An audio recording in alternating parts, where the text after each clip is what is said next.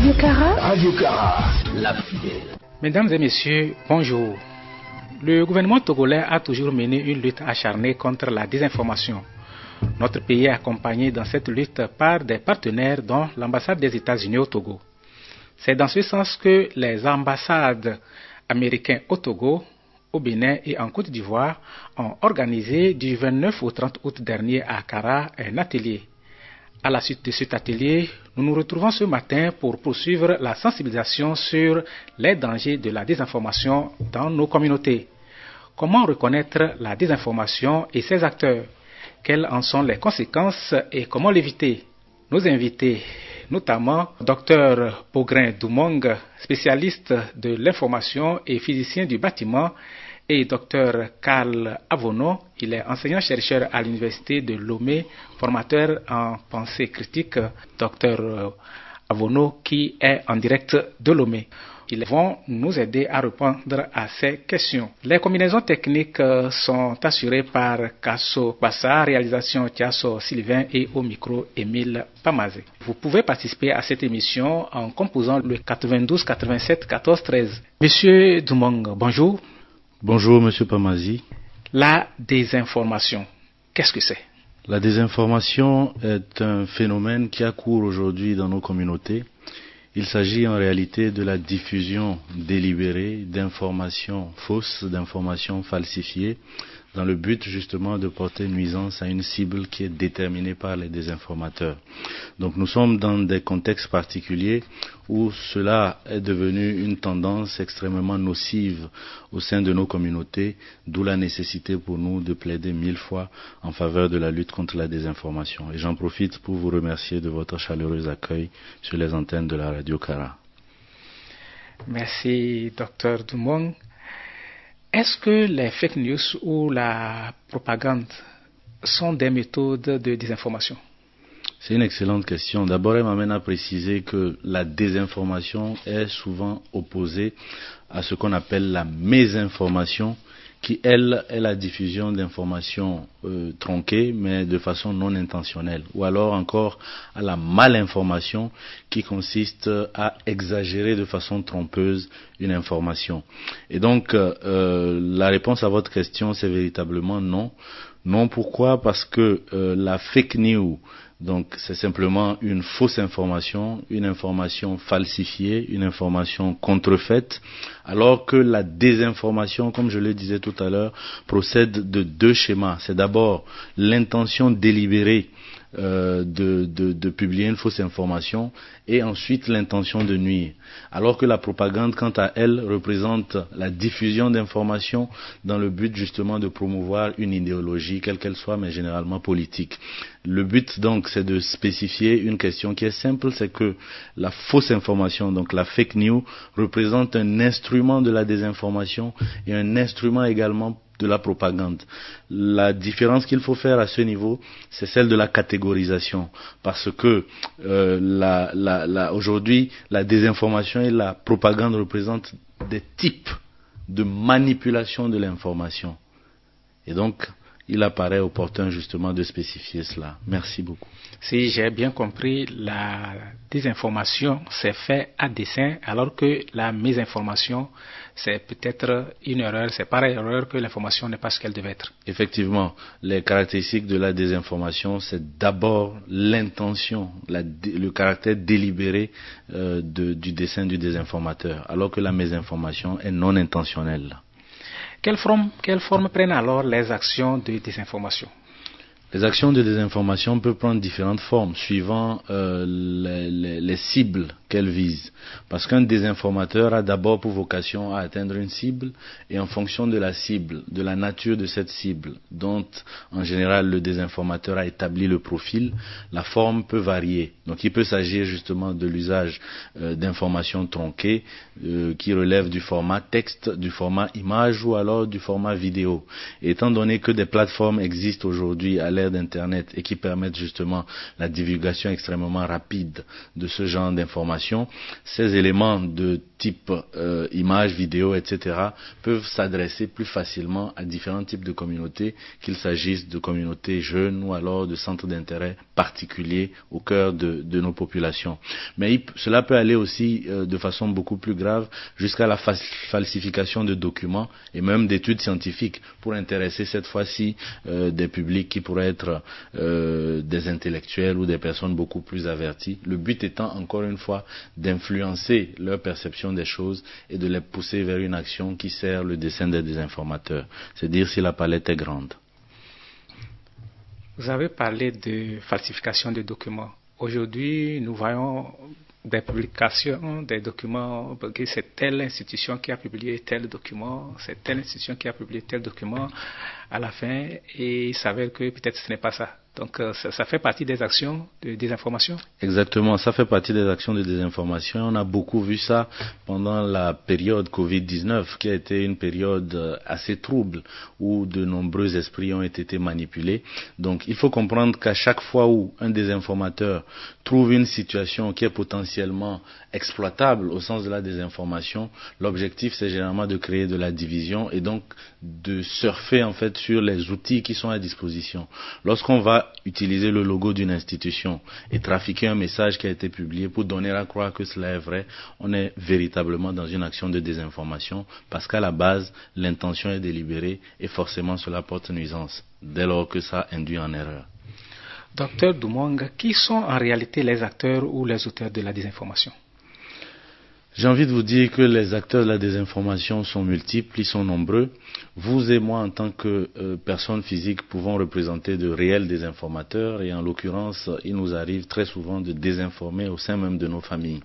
Donc, dans le monde que nous vivons, l'action de désinformation est si forte qu'elle peut justement s'opérer sur la base non seulement de l'action d'une personne isolée, mais aussi d'un groupe d'individus. Et tout à l'heure, j'évoquais les centres d'intérêt qui réunissent un certain nombre d'individus ou de populations. Et donc, il peut s'agir, comme on le voit de plus en plus dans certaines de nos contrées, du fait de groupuscules radicaux, extrémistes ou terroristes. Il peut également s'agir, parfois, on le voit souvent, un peu moins chez nous, mais beaucoup dans d'autres contrées, du fait même de certaines entreprises, de certaines associations ONG, mais également de plus en plus de certains États qui cherchent d'une certaine façon dans le sens de la propagande, à exploiter le phénomène de la désinformation à leur profit. Donc les acteurs de la désinformation peuvent être extrêmement nombreux dès lors qu'on considère que la désinformation commence avec l'individu. Donc de l'individu on passe au groupe et quand il y a un centre d'intérêt, cela devient extrêmement facile. Voilà, quand vous parlez du groupe de l'individu, ça veut dire qu'un groupe peut avoir décider, désinformer et y mettre en avant un individu qui passe à l'action. Effectivement, le groupe peut décider de faire de la désinformation et en général le processus de la désinformation est extrêmement bien travaillé. Lorsqu'il s'agit de désinformer, on peut considérer qu'il y a 7 étapes qui s'opèrent. D'abord, il y a ce qu'on appelle la reconnaissance de l'audience cible. Il s'agit peut-être pour un groupe de désinformateurs de considérer qu'ils veulent cibler, je donne un exemple, un quartier de Kara. Et parce que c'est leur cible potentielle, pour une raison qu'ils connaissent, parce qu'en général, ces personnes-là maîtrisent en fait la psychologie des lieux où ils opèrent. La deuxième va consister à aller préparer des narratifs, donc à élaborer des histoires pour crédibiliser les fausses nouvelles ils auront pour vocation à répandre. Ensuite, procéder à une diffusion extrêmement large de ces informations-là sur la base de l'ensemble des canaux à leur disposition, pour finalement activer les relais. Et ces relais-là sont généralement des personnes au cœur de nos communautés qui ont parfois un pouvoir d'influence, qui ont parfois avec eux des populations qui leur font confiance et qui donc légitiment ce qu'ils disent alors qu'en réalité ils servent parfois aussi à leur propre insu le dessein des informateurs. Et pour plus tard, il s'agira maintenant d'utiliser les réseaux sociaux et d'accélérer en fait la croissance des messages sur la base justement d'un certain nombre d'outils. On parle souvent des bots et trolls, on aura peut-être l'occasion de revenir là-dessus, pour accentuer la présence de du message de la désinformation dans l'opinion, de sorte à ce que à cet instant-là, les divergences qui peuvent s'opérer dès lors qu'un certain nombre d'individus commencent par se rendre compte qu'il y a de la fausseté dedans, leur permettent de passer à une dernière étape qui consiste justement à révéler de nouvelles histoires, histoire de crédibiliser leur message et de maintenir le débat, suite à quoi ils se retirent. Et en général, à ce niveau, le mal a déjà été subi. Tout est bien ficelé pour faire croire aux gens que c'est de la bonne information. Je rappelle à nos auditeurs qu'ils peuvent participer à cette émission en nous appelant sur le 92 87 14 13. Je vous l'avais annoncé, Docteur Avono sera en direct de Lomé pour participer à cette émission. Docteur Avono, bonjour. Bonjour, monsieur le journaliste. Comment vous allez à Lomé? Nous allons bien et je crois que vous allez bien, Cara aussi. Nous allons effectivement bien. Okay. Voilà, donc vous restez avec nous et tout au long de cette émission. Merci beaucoup. Docteur Dumont, oui. Quels dangers nous font courir les désinformateurs? Les désinformateurs sont extrêmement menaçants pour la paix, pour le vivre ensemble et pour la cohésion sociale notamment. Parce que en général, il faut considérer que nos communautés étant hétérogènes, il arrive souvent qu'on se retrouve dans des situations où il existe des minorités parfois fragiles, qui, lorsqu'elles se sentent en situation de non-appartenance à leur communauté, qui peut parfois être de taille nationale, arrivent justement dans un contexte sensible qui peut servir le dessein des désinformateurs ou alors des manipulateurs de l'information. Même lorsqu'il n'y a pas de minorité, le fait que nos communautés soient d'abord humaines fait que nous nous retrouvons souvent ensemble avec des divergences qui peuvent être d'ordre social ou politique, lesquelles représentent également des fragilités. Et ensuite, on peut aussi noter que la crise de confiance qui existe aujourd'hui entre des populations et parfois les institutions médiatiques ou alors les États permettent justement de surfer sur ces éléments pour menacer le faire-nation. Donc en réalité, le caractère dangereux de la désinformation est aujourd'hui clairement démontré et représente justement un élan contre lequel il faut lutter parce que avant tout il s'agit de protéger la paix, le vivre ensemble et la cohésion sociale. C'est important de protéger le vivre ensemble. Docteur Avonou? Docteur Avonou? Oui. Voilà, c'est vrai que je vous ai contacté pour que vous nous expliquiez particulièrement quelque chose. Mais avant d'arriver à cette particularité, nous sommes en train de parler des dangers de la désinformation. Est-ce que vous avez quelque chose à dire là-dessus? Oui, mais vous savez, lorsque vous avez la vraie information, vous avez une bonne maîtrise des situations de la vie. Et en même temps, vous-même, vous vous protégez parce que avoir une fausse information, ça peut ruiner votre vie. Par exemple, vous êtes à Kara, vous êtes à Tomdé, et je passe une information ce matin qu'il y a un grand arbre qui a, après la pluie qui est tombée, et donc l'arbre a barré la route, et vous ne pouvez pas vous rendre au service. Et donc, du coup, vous ne réfléchissez pas, vous prenez cette information pour vrai. Vous voyez par exemple que vous n'irez pas au service à l'heure, vous allez chercher un détour, vous serez en retard et puis vous allez donner l'argument qu'il y a un arbre sur la route alors qu'il n'y a pas un arbre sur la route. Voilà. En cherchant un détour, par exemple, vous pouvez rencontrer un accident alors que si vous étiez sur la voie normale, vous aurez pu éviter des accidents. Donc, vous voyez, c'est vraiment dangereux pour la société et pour soi-même, pour la personne qui reçoit la fausse information et qui y croit, c'est vraiment dangereux pour la société. Donc, il n'y a rien de bien avec les fausses nouvelles. Ça n'arrange personne. Ça n'arrange vraiment personne. Et partant de l'exemple du docteur Avonou, nous voyons que on peut facilement se retrouver face à une désinformation. Et que ça arrive pratiquement tous les jours.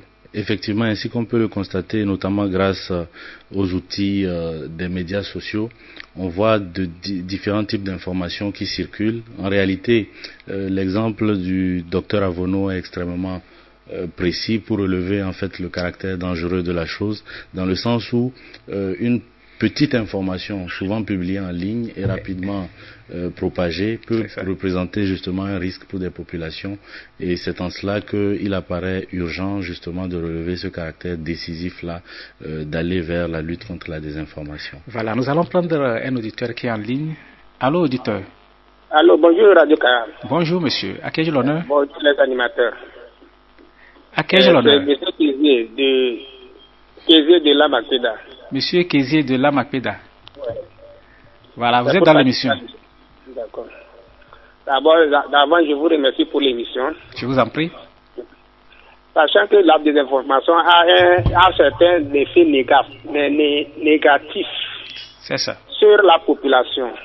Oui. Est-ce que, à travers la désinformation qui détourne l'objectif d'une idée réelle, on peut détecter facilement ceux qui ont passé ce message? Voilà. Est-ce un canal de détection? D'accord, je vois. Merci. C'est-à-dire que comment détecter l'auteur de la désinformation? Oui. Maintenant, après l'avoir détecté, est-ce qu'il y a une sanction pour ça? Ok. Merci. Je reviens après. Merci beaucoup. Voilà. Docteur Dumong, avant de poursuivre, notre auditeur demande, il y a une désinformation, est-ce qu'à partir du canal de publication, ou bien, c'est-à-dire que comment pouvoir déterminer l'auteur, et quand on l'aura déterminé, est-ce qu'il y a une sanction? Je trouve que c'est une excellente question. D'abord, il faut pouvoir déterminer que l'information devant laquelle on se situe est une fausse information. Et sur cette base, analyser et déterminer qu'il s'agit en fait d'une action de désinformation. Souvent, ce n'est pas aussi évident que ça, d'autant plus lorsqu'on se rend compte que nous sommes dans des situations où très facilement on reçoit des messages qu'on partage sans les vérifier. Lorsqu'on se rend compte qu'un message reçu à un moment M donné est un faux message, c'est d'abord parce qu'on a vérifié l'information ou qu'en interrogeant différentes sources, on s'est rendu compte que le message était faux et donc il s'agissait d'une action de désinformation. Seulement à partir de ce moment où on reçoit une information, l'information peut venir de différentes sources. Généralement, on reçoit des informations de nos proches, mais en général, eux-mêmes l'ont reçu d'autres proches. Et cela fait qu'il est souvent complexe de remonter à l'origine de l'action de désinformation, d'autant plus que, ainsi que je l'annonçais tout à l'heure, les différentes étapes arrivent vers une chute où lorsque l'information est reçue à un moment donné et que elle pilule au sein de la population qui en débat, qui y croit, la dernière étape des désinformateurs, c'est généralement de supprimer leurs traces. Donc souvent il est complexe de remonter au début de la chaîne, effectivement. Mais en tout cas, tout dépend en fait du moment où on accède à l'information, parce que les bots et les trolls que j'évoquais récemment sont souvent nombreux au sein des communautés et ont pour vocation justement à répandre le message grâce à des faux comptes sur Internet, et c'est souvent difficile de savoir qui se cache derrière un faux compte. Mais il y a des formes qui peuvent relever parfois du bouche à oreille. Dans un marché simple, un individu qui veut opposer deux personnes peut faire passer un message, sachant que ces deux personnes-là sont en conflit sur un certain type d'intérêt, de sorte à ce que le message leur parvienne et qu'ils entrent en conflit. Là, par exemple, dans les cas spécifiques où il s'agit du bouche à oreille, on peut parfois être de façon beaucoup plus simple en mesure de remonter la file. Au-delà de ces cas précis, lorsqu'on se retrouve dans une situation où véritablement la désinformation est déterminée et les acteurs trouvés, il faut simplement faire un message d'alerte et porter plainte afin que les autorités puissent prendre en charge la question et les traiter suivant ce que la loi prévoit à cet effet. Voilà, nous avons un auditeur, il s'appelle Amana Chamja, il serait sergent à la retraite, il semble qu'il est actuellement au Mali, d'où il nous suit, et il demande comment on peut reconnaître une désinformation. Ça, c'est une excellente question. La désinformation peut procéder par le texte, par l'image et parfois par la vidéo.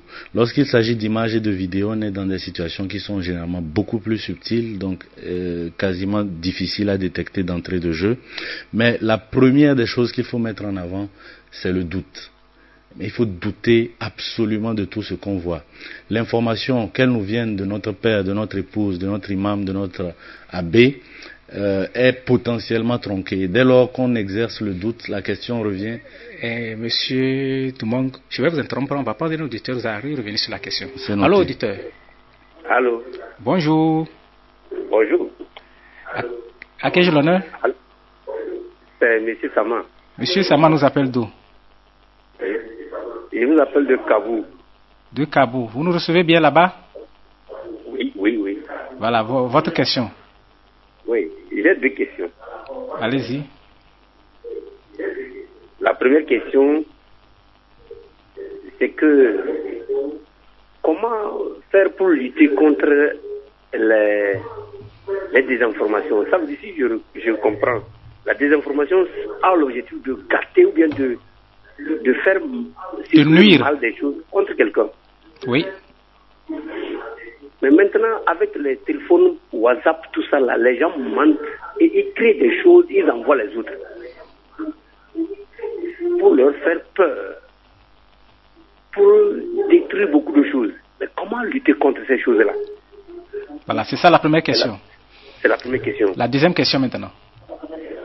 La deuxième question, mais je dis, comment les gens, j'oublie un peu cette question, je vais revenir après. D'accord. Je vais revenir. Ok, merci pour la participation. Voilà, docteur Toumong, vous étiez en train de répondre à la question de monsieur Amana qui nous a envoyé le message sur notre plateforme WhatsApp depuis Mboti au Mali. Comment reconnaître la désinformation? Effectivement, je pense que d'ailleurs les deux questions se rejoignent.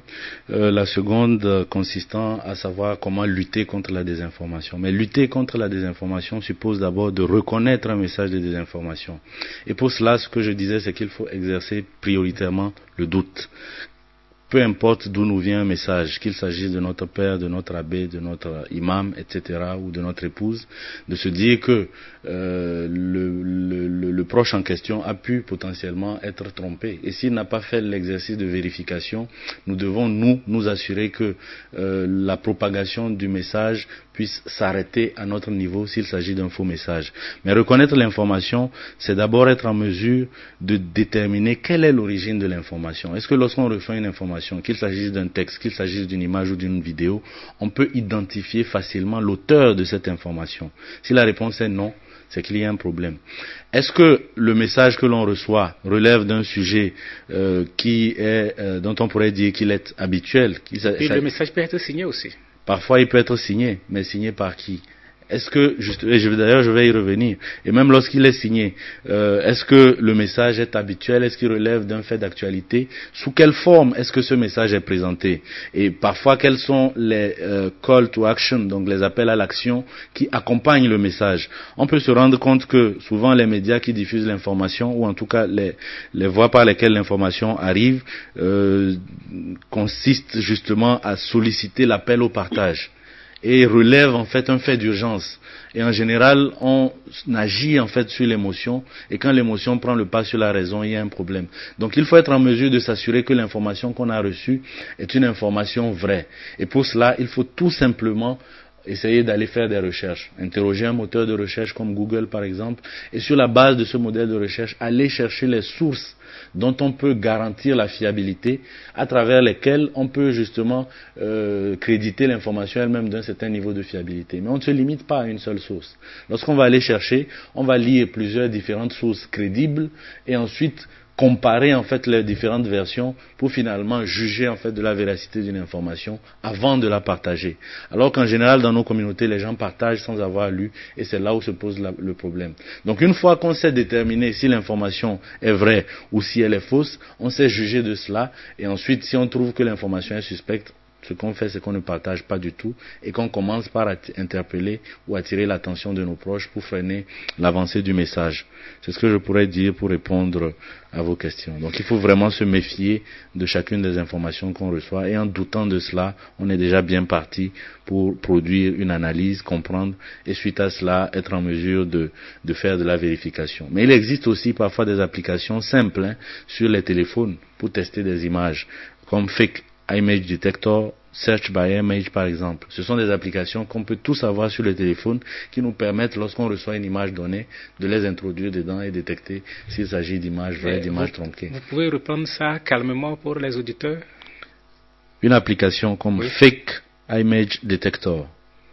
C'est ça. On pourra sans doute marquer l'information plus tard pour nos auditeurs. Il y a aussi Search by Image, ce qui permet justement de charger une image sur l'application et remonter généralement à la source ou à la première publication de cette image-là.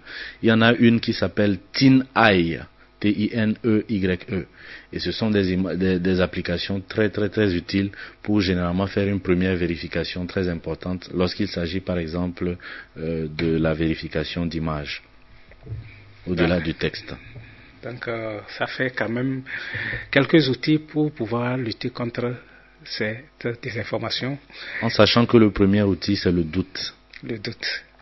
Comme outil, ou plutôt moyen de connaissance. Notre second auditeur, M. Sama, a demandé comment lutter contre ce phénomène. Effectivement, j'opposais en fait à l'entame de mon propos le fait que les deux questions étaient liées, en disant que pour lutter contre, il faut d'abord détecter et vérifier, s'assurer. Donc les outils là permettent de le faire, mais seulement à partir du moment où on considère que nous sommes dans des sociétés qui sont matraquées par les phénomènes de désinformation, l'exercice du doute à l'échelle individuelle permet d'apporter une première réponse. Mais derrière, c'est de sensibiliser surtout l'ensemble de nos communautés et au sein de nos communautés les différents groupes d'intérêt, qu'il s'agisse des autorités religieuses, qu'il s'agisse des autorités politiques ou traditionnelles, qu'il s'agisse de différents groupes tiers comme les acteurs culturels, comme les enseignants, les élèves et les membres de la société civile, afin qu'ils servent de relais au sein de leur communauté. Si des auditeurs nous écoutent aujourd'hui et qu'ils arrivent à déterminer, ne serait-ce que l'importance justement de reconnaître et de lutter contre la désinformation, qu'ils commencent dès aujourd'hui, à l'heure même où on est en train de discuter, à en parler autour d'eux, à relayer l'information qu'ils reçoivent ici et à susciter en fait l'action de ceux à qui ils parlent pour commencer par étendre le message et attirer l'attention. Ce sera déjà un grand pas. Docteur Doumang, comment les désinformateurs réussissent-ils au sein de nos communautés? Ça, c'est une excellente question. Il faut savoir que généralement les désinformateurs sont des personnes qui maîtrisent nos communautés. On ne fait pas de désinformation, sauf lorsqu'on est dans des cas particuliers où on agit à distance parce qu'on souhaite faire de l'ingérence ou établir une influence sur une population lointaine.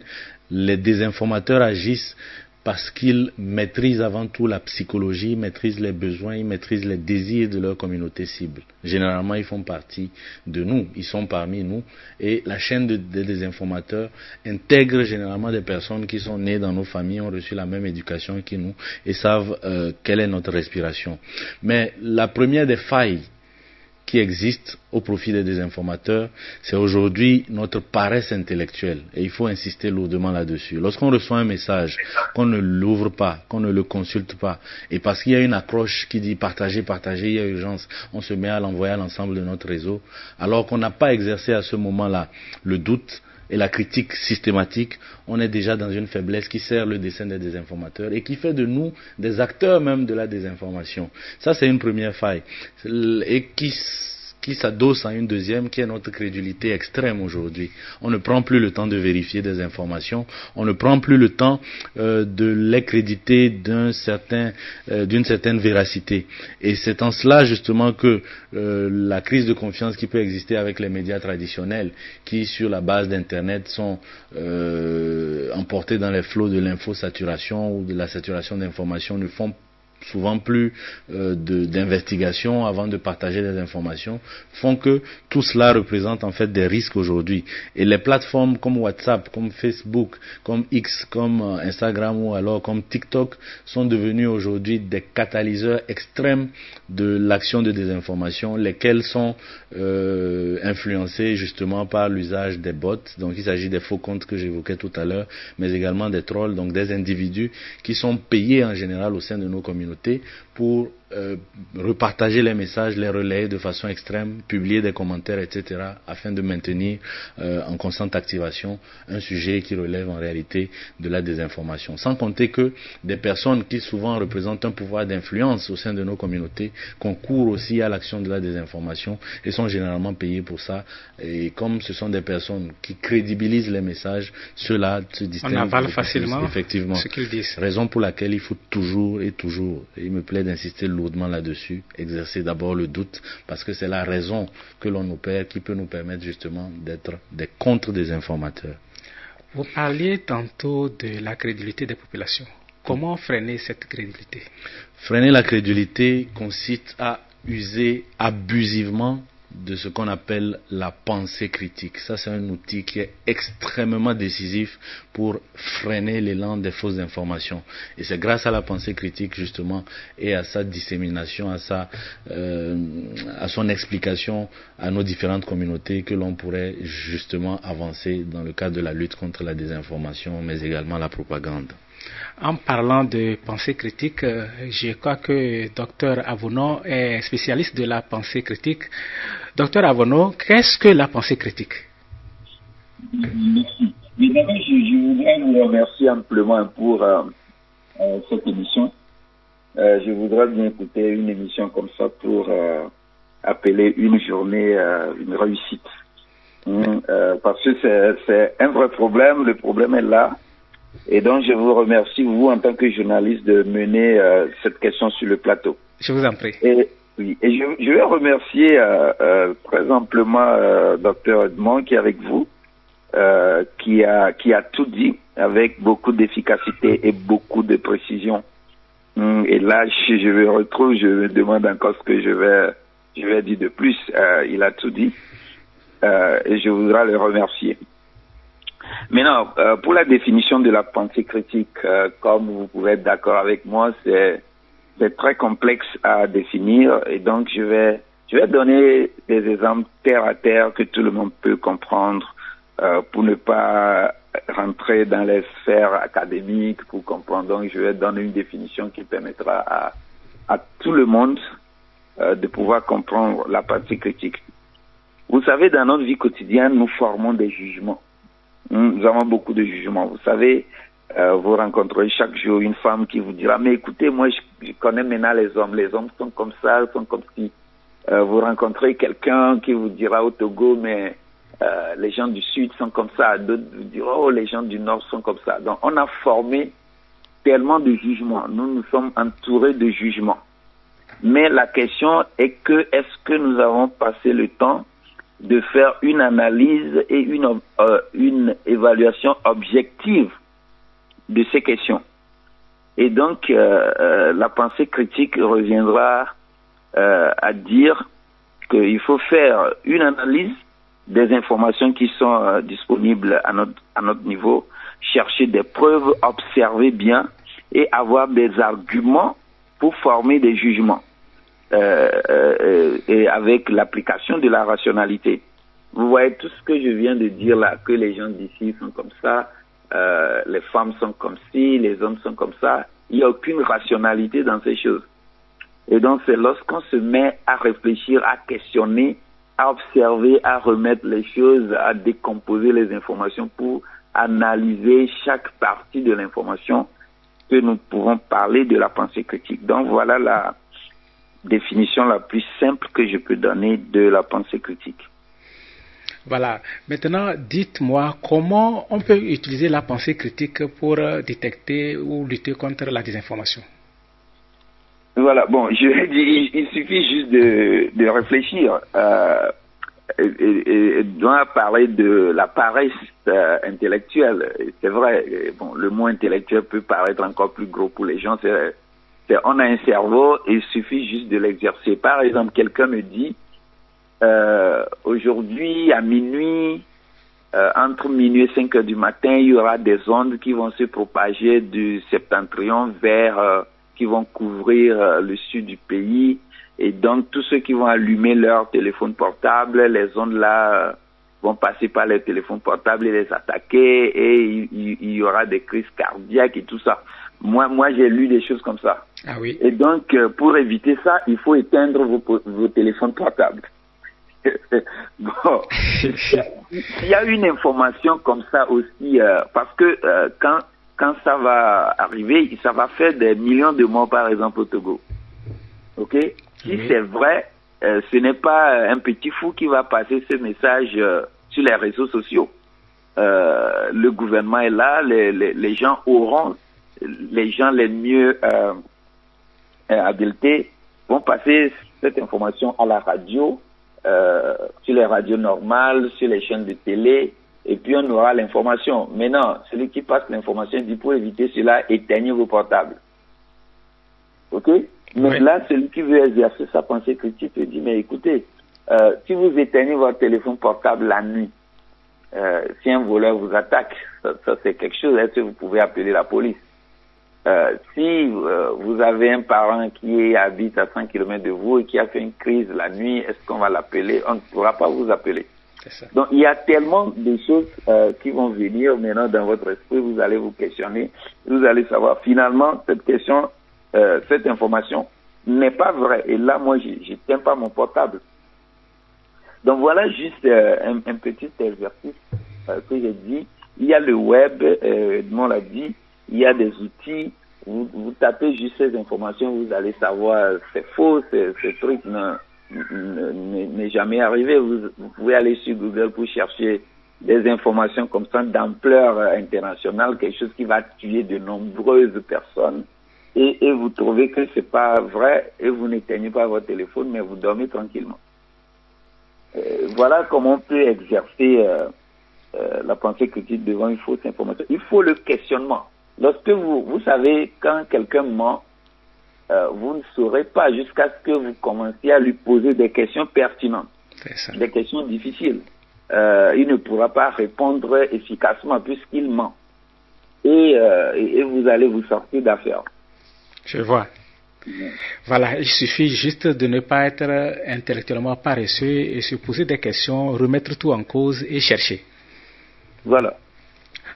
Alors, Dr Doumong, quel levier, sinon de quel levier et quel outil dispose-t-on, sinon disposent les informateurs pour nuire à ce point? Parce que, à entendre tout le monde, le problème est sérieux. Effectivement, le problème est extrêmement sérieux et je pense que on peut le ramener justement aux failles cognitives des individus que nous sommes. Ainsi que je l'évoquais tout à l'heure, les communautés sont avant tout humaines et la faiblesse est individuelle. Et lorsque, en tant que communauté, on se retrouve à subir des actions de désinformation, c'est d'abord parce que la psychologie de l'individu est travaillée pour accepter les messages qui sont ceux de la désinformation. L'idée ici, c'est quoi? C'est pour un désinformateur d'envoyer une information à un moment donné pour faire en sorte de donner à l'émotion de prendre le pas sur la raison. Et donc, ce que les désinformateurs font, c'est qu'ils surfent justement sur l'émotion et c'est l'émotion qui entraîne une réaction urgente, rapide. Et donc, lorsque les messages de désinformation suscitent l'urgence, font battre le cœur d'une certaine façon. L'exemple du docteur Avono tout à l'heure est éloquent sur le sujet. C'est de dire par exemple qu'un arbre est tombé tout à l'heure et que peut-être même exagérer l'information en disant qu'il y a des morts et que telle voie est bloquée, etc. On pourrait même aller dire qu'un pont a cédé. Et donc lorsqu'une information comme ça apparaît et que elle est acceptée de façon unilatérale par la population cible qui agit en conséquence et qui peut-être souhaitant se protéger se dit j'évite ceci, on est en fait dans une réaction par rapport à une information qu'on n'a pas vérifiée, justement parce qu'on y a cru sans l'avoir critiquée. Et donc c'est cette faiblesse-là qui représente le premier outil. Et je dis outil parce que ça nous transforme d'entrée de jeu en acteur également de la désinformation, parce qu'il y a eu l'émotion qui a agi en lieu et place de la raison. Mais au-delà de cela, au-delà de l'action individuelle, parce que ce sont les hommes individuellement ou en communauté qui réagissent par rapport à cela, c'est aussi les vecteurs par lesquels l'information nous parvient qui représentent aujourd'hui de véritables outils de propagation de l'information extrêmement rapide. Donc c'est notamment les réseaux sociaux, c'est des groupes cibles particuliers qui ont pour vocation en général à faire passer un message. D'abord parce qu'ils ont considéré que ce message-là a pour vocation à servir leur dessein, et donc ils vont aller généralement procéder en 3 étapes. Une première étape qui est celle de l'exposition des individus au message de la désinformation. Une deuxième étape qui est celle de la sensibilisation, où l'information est accélérée par le biais des médias sociaux notamment et par le biais des relais qui existent au sein des populations pour finalement être acceptée. Et c'est là où le danger se pose. C'est dire si au-delà des outils numériques qui sont offerts, c'est les hommes eux-mêmes qui représentent généralement les principaux outils, et j'insiste lourdement sur le mot outil, parce que le fait de ne pas pratiquer la pensée critique nous transforme justement en acteurs également au service des désinformateurs. C'est d'abord à nous de faire l'effort. Un auditeur en ligne, allô? Allô? Allô, auditeur? Bonjour. Bonjour, monsieur. Oui, bonjour. À qui j'ai l'honneur? C'est Maninga de Ketao. Monsieur Maninga de Ketao. Oui. Merci pour la fidélité. Merci beaucoup. Bienvenue dans l'émission. Je vous remercie. Je remercie aussi les invités.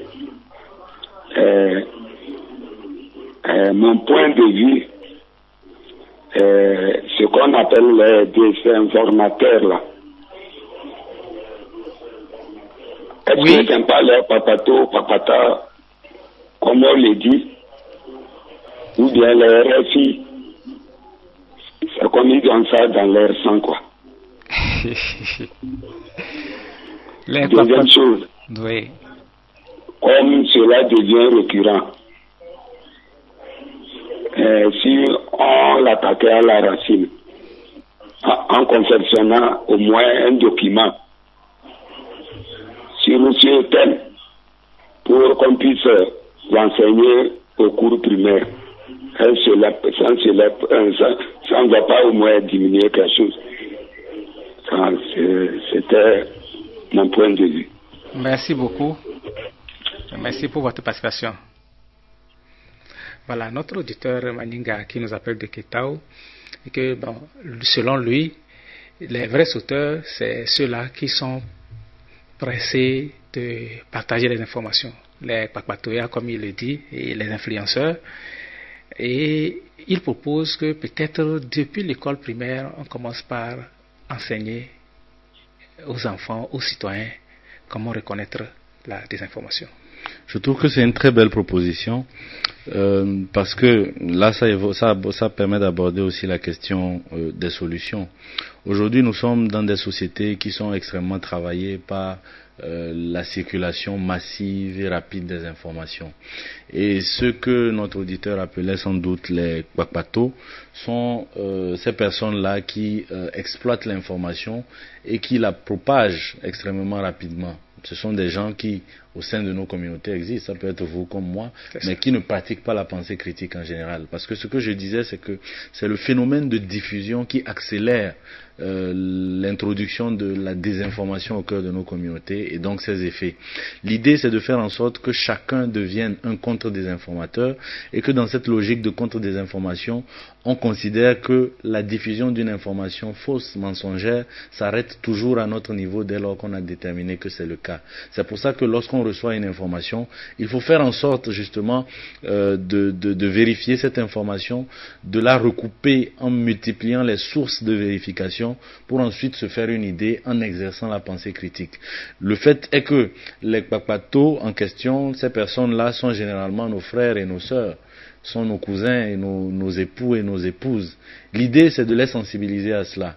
Lorsque ils agissent parfois de façon non intentionnelle, parce qu'ils souhaitent peut-être nous protéger, parce qu'ils souhaitent, en partageant l'information, faire en sorte que la majorité des personnes, suivant le type d'information dont il s'agit, se tiennent en alerte. Alors que parfois, ils peuvent servir d'outils, comme je le disais tout à l'heure, au profit justement des désinformateurs. Donc l'idée, c'est de faire en sorte que, à travers la sensibilisation qui doit forcément passer par l'école, mais également par toutes les composantes de notre société, je les évoquais tout à l'heure, les autorités politiques, la communauté enseignante, le monde culturel, etc., on puisse créer en fait un socle véritable qui permette de construire la résilience de nos communautés vis-à-vis des messages de la désinformation. Donc je suis totalement d'accord avec notre auditeur, à savoir que les échelles d'action peuvent varier en fonction des types d'acteurs qui agissent. Déjà, nous, en tant que personnes physiques qui sommes là en train de discuter de ce sujet, avons pour vocation à accentuer la sensibilisation. Mais généralement, les documents qui sont produits peuvent servir à l'école, bien sûr, pour les enfants, donc il faudra adapter le contenu à leur échelle. Mais au-delà de cela, il faut parfois aussi aller jusqu'en langue. Il faut multiplier des émissions comme celle-ci en langue locale. Il faut faire des documents dans les logiques de lutte contre l'analphabétisme. Il y a des documents qui sont parfois produits en langue pour des populations en milieu rural qui sont souvent beaucoup plus fragiles vis-à-vis des messages des désinformateurs et spécifiquement de ceux qui relèvent des groupes radicaux ou extrémistes. Donc si on ne va pas jusqu'à ce niveau, on risque quand même d'avoir des failles. Donc je trouve que c'est une très bonne proposition qu'il faudra travailler d'une certaine façon à accélérer pour que cela puisse se répandre plus facilement au cœur de nos communautés. Docteur Avono, oui. Voilà, comment lutter contre la désinformation, c'est-à-dire comment l'éviter? Oui, si vous dites l'éviter, je pense que docteur Dumois a couvert la question, mais je peux peut-être juste rajouter des choses. Bon, on ne peut pas dire qu'on peut éviter, c'est dans les deux sens. Les gens qui font de la désinformation, il y en aura toujours. Hein. Il y a des gens qui prennent du plaisir à mentir, à dire des choses fausses que les gens vont relayer. Bon, il existe des lois qui punissent ces gens, mais il y en aura toujours. Tout comme on a dit, ne volez pas, il y a des lois contre les voleurs, mais il y a toujours les voleurs. Maintenant, soi-même, on peut se protéger soi-même devant les fausses informations. On appelle quelque chose, par exemple, la curiosité. Moi, je vois pas, nous ne sommes pas curieux. Ils ne sont pas curieux, c'est-à-dire nous ne cherchons pas à en savoir plus sur un sujet. Et donc, celui qui est curieux peut aller loin et questionner et éviter de tomber dans les pièges de la désinformation. Aussi, je dirais, nous n'écoutons pas attentivement. Nous écoutons, oui, mais pas attentivement. Nous ne faisons pas attention aux mots qui sortent. Et donc, écouter attentivement nous amène à appliquer de la réflexion par rapport à ce que nous écoutons, à écouter les gens, à aller jusqu'à la fin. Et donc, vous voyez que quand vous êtes silencieux, vous écoutez quelqu'un, vous faites déjà l'analyse de ce que la personne dit pour qu'à la fin, on puisse lui poser des questions. Il y a l'autre chose, nous regardons, nous n'observons pas, il y a une grande différence. Lorsque je vous dis, mais écoutez, regardez à la fenêtre de la radio tout à l'heure, il y a un arbre, derrière la fenêtre, il y a un oiseau. Donc je dis, mais regardez cet oiseau. Vous n'allez même pas faire une seconde et vous allez dire, mais voilà, ça c'est un bel oiseau. Mais lorsque je vais vous demander d'observer l'oiseau, vous voyez que ça vous prendra du temps. Vous allez observer finement et aller dans les détails, vous verrez finalement que l'oiseau là n'est pas beau. Et donc, je pense qu'on peut s'aider soi-même avec ces trois choses, la curiosité, l'écoute attentive et l'observation. Et donc, tout ça à travers le questionnement, et ça peut nous protéger devant la désinformation. Voilà. Et nous allons pratiquement vers la fin de cette émission. Je reviens à vous, docteur Dumong. En définitive, est-ce qu'on peut éviter la désinformation et est-ce qu'il y a des sanctions contre la désinformation? Je trouve que c'est une excellente question. Je commence d'abord par réagir par rapport à ce que disait le docteur Avono tout à l'heure pour confirmer ce qu'il a dit. Éviter, c'est extrêmement difficile. Parce que les désinformateurs, on pourrait dire qu'autant il y a d'humains, autant il y a de potentiels désinformateurs. Et préciser également que la désinformation ne date pas d'aujourd'hui, elle existait bien avant l'imprimerie, elle s'est potentiellement accentuée avec l'imprimerie et ensuite avec les médias de masse, et aujourd'hui on constate qu'à l'ère d'Internet c'est devenu un phénomène quasi pandémique à l'échelle mondiale. Maintenant, la question qui se pose, c'est justement celle de l'action. Et comme je le disais tout à l'heure, nous avons tous pour vocation à devenir des contre-désinformateurs. Et nous devons faire en sorte de considérer la contre-désinformation comme étant un devoir citoyen. Et c'est uniquement sur cette base-là, en accentuant le partage de l'information, en accentuant la formation des différents groupes cibles au cœur de nos communautés, des différents centres d'intérêt au cœur de nos communautés, que l'on pourra espérer que l'action individuelle contrebalance en fait les effets collectifs de la propagation de fausses nouvelles pour permettre de protéger nos communautés et savoir que ce faisant, c'est également nos enfants qu'on protège, c'est pour la paix et pour le vivre ensemble qu'on se bat, c'est pour la cohésion sociale qui ne concerne généralement pas les petites communautés, mais qui doivent avant tout être des éléments qui relèvent de l'ordre national. Maintenant, ce qu'il faut faire à chaque fois, c'est que les différentes organisations qui existent et qui sont parfois frappées par les phénomènes de la désinformation doivent rester en alerte. Et les médias ont un rôle important à jouer là-dessus, en commençant par pratiquer ce qu'on appelle le journalisme d'investigation. Baser tout sur l'investigation, savoir démontrer et faire usage de la nuance lorsqu'on ne sait pas, pour partager une information qui ne donne pas à croire à un faux message par exemple, et pour faire en sorte que les médias ne se retrouvent pas eux-mêmes pris au piège de la désinformation. La collaboration entre les médias et la société civile également représente un outil important pour que les populations qui sont généralement aux avant-postes de l'action de désinformation, parce qu'elles les subissent en premier, représentent des acteurs qui sensibilisent finalement les États, lesquels mettent en place des dispositifs pour permettre de lutter contre. Ce qu'il faut faire, c'est signaler une action ou une information mensongère devant laquelle on est confronté, et la signaler à qui? Bien sûr aux autorités qui prennent à chaque fois les dispositifs qu'il faut pour lutter contre cela, ne serait-ce que par la publication d'informations qui viennent contredire de faux messages, mais également lorsqu'on sait déterminer ceux qui sont les propagateurs par la prise en compte de leur dossier à l'effet de les juger selon les normes prévues par la loi. Voilà, nous sommes définitivement à la fin de cette émission. Docteur Avono, 30 secondes pour conclure. Ok, je voudrais vous remercier. Ce que nous faisons, c'est pour le bien de la nation et c'est bien. Et j'espère aussi que nous aurons de temps en temps à faire des émissions comme ça, surtout dans les langues locales, aller plus proche des gens. Et ça va nous avantager beaucoup.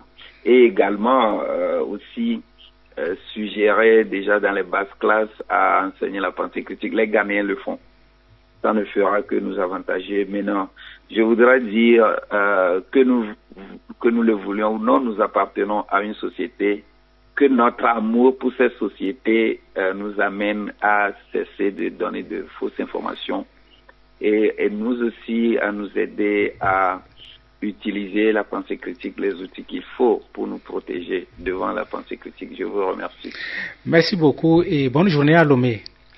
Merci à vous aussi. Docteur Doumang, je rappelle que vous êtes spécialiste de l'information. 30 secondes pour conclure. Mais j'aimerais d'abord vous remercier pour cette émission. J'aimerais remercier nos différents auditeurs et les inviter justement à agir dès maintenant dans le sens de la lutte contre la désinformation, en sensibilisant les familles et en les encourageant à propager le message à leur tour. Nous devons faire en sorte de nous protéger parce que le vivre ensemble, nous le voulons avant tout national. Si quelque chose ne va pas à Kara, parce que Kara est menacé par la désinformation, c'est le Togo entier qui souffre. Et donc nous devons faire de cela une action commune, une action urgente, parce que la désinformation désinformation est une menace de notre temps. Et j'aimerais finir encore une fois par vous dire merci à vous pour votre accueil et me réjouir de ce que l'on pourra faire ensemble pour accentuer les chemins de la contre-désinformation. Merci. Merci, nous sommes à la fin de cette émission consacrée à la lutte contre la désinformation. Ces pratiques nuisent à la société et donc nous avons tous l'obligation de nous engager dans la lutte. Ensemble, barrons la route à la désinformation. Chacun peut le faire déjà à son niveau en évitant de partager des informations sans analyse. Merci à Dr Dumong et Dr Avono pour leur disponibilité. La technique était assurée par Kasso Kwasa, à la réalisation Thiasso Sylvain. Moi c'est Émile Pamazé. L'émission s'arrête ici. Mais nos programmes se poursuivent, alors gardez vos positions d'écoute. Radio Cara.